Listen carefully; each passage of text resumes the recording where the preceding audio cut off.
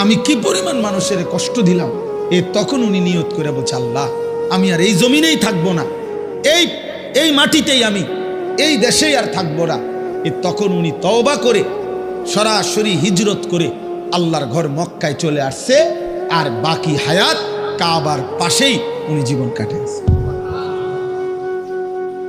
এরপরে উনি হইছেন সাইয়্যিদুল আউলিয়া, আউলিয়াদের সর্দার।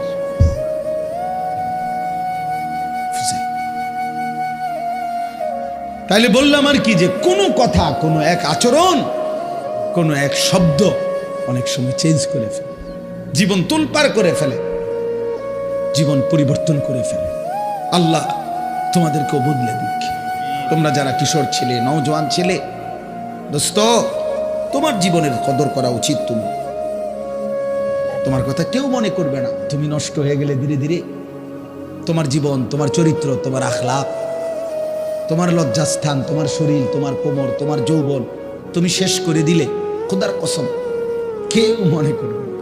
এই যে মেয়েরা ঘুরছে তোমার সামনে সামনে, যে নর্তকীরা তোমারে দেখাইছে শরীর, যে অসভ্য মোবাইলের বেহায়া নারী তোমারে শরীর দেখাইছে, তোমার জীবন শেষ করে দিছে, ওই হাইওয়ান নারী জীবনেও কোনোদিন তোমার খবর নেব। আল্লাহ তাআলা বলতেছেন যে আমি তোমরা যাদেরকে অর্থবিত্ত, সহায় সম্পদ, টাকা পয়সা, ধন দৌলত দুনিয়াতে দিয়ে যাচ্ছি, তোমরা এটা ভেবো না। আল্লাহ বলে নাফরমান মনে মনে ভাবতেছে আল্লাহ তাও আমার উপরে রাজি, নইলে আমার এটি দেখা, আমার এদিকে কি সুন্দর ভাত তরকারি খাওয়া, এত চুরি করি, আমার দিকে কোনো অসুবিধা হয় না।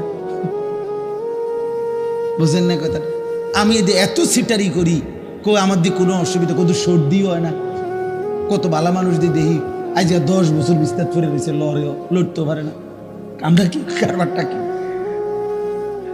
আবু লাহাব, মক্কার কাফের, নাম শুনছেন না আপনার? নবীজি সাল্লাল্লাহু আলাইহি সাল্লামের বিরোধিতাকারীদের মধ্যে সবচেয়ে বেশি বিরোধিতাকারী যে কয়েকজন, এর মধ্যে একজন আবু লাহাব।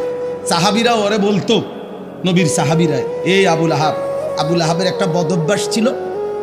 নবীজি যেখানেই কাউকে কালেমার দাওয়াত দিতেন, মানে কাউরে ইসলাম বুঝাইতেছে মনে করেন, হে পিছন থেকে একটু দূরের থেকে ওর দিকে তাকাইয়া কইতো, সাবধান, ধরা খাইও না, একবারে মারা রইবা, আর বিড়ি খেতে পারত না। ইতান হইলে সিটারি যে করতে এত সুন্দর, রিডিহার করতে পারত না, রেডি সাউন্ড, নাটক সাউন্ড, সিনেমা সাউন্ড, এটি সব ছেড়ে দিতে হইব এই মৌলবীর কথা শুনলে।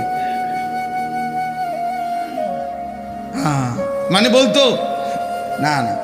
এরপরে নবীজি সাল্লাল্লাহু আলাইহি সাল্লাম সরে গেলেই এই বেঈমান ওই লোকের কাছে গিয়ে বলতো, কি কইছে, এই কইছে তোরে না, সাবধান, এডি কইয়া হে বিরাট বড় জাদুকর, নাউজুবিল্লাহ, অনেক বড় গণক, একটা ফেরেশতা গায়ে দিছে সমাজটার মধ্যে, কয় যে আমাদের পুরাটা এলাকা নষ্ট করে লাইছে, মায়ের লগে এখন আর ফুতের মিল নাই, ফুতের লগে মার মিল নাই, স্বামীর লগে স্ত্রীর মিল নাই, বাপের লগে ফুতের মিল নাই, একটা বেড়াছাড়া লাগাই দিছে, নাউজুবিল্লাহ। এইভাবে সে বলতো।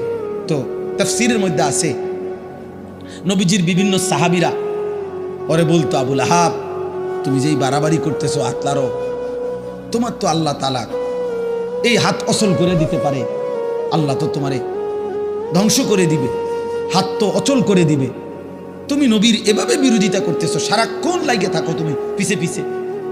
এই তখন তাফসীরের মধ্যে আছে, প্রত্যেক দিন সকালবেলা আইসা ওই লোক পরিচিত, এরা সমবয়সী না, যারা ইমানদার হয়েছে সাহাবি, ওরাও তো অনেকেই কুরাইশ বংশীয়, তো সমবয়সী, এক লগে চলুন না মানুষ, তো আইয়েই কইতো, কিরে এই যে হাত কিচ্ছু হয়েছে না, এই যে কি সুন্দর, কও তো কইলা তো এরুম হইব হেরুম হইব, কও কিচ্ছুই তো হয়েছে না। এই এত বড় হারামি আছে, হারামি দ্য গ্রেট, হারামির এক শেষ, ওই অহংকার করত। তো আল্লাহ তাআলা বলেন, আয়াহসাবুনা আন্নামা নুমিদ্দুহুম বিহি মিন মালিন ওয়া বানিন নুসারিউ লাহুম ফিল খায়রাত।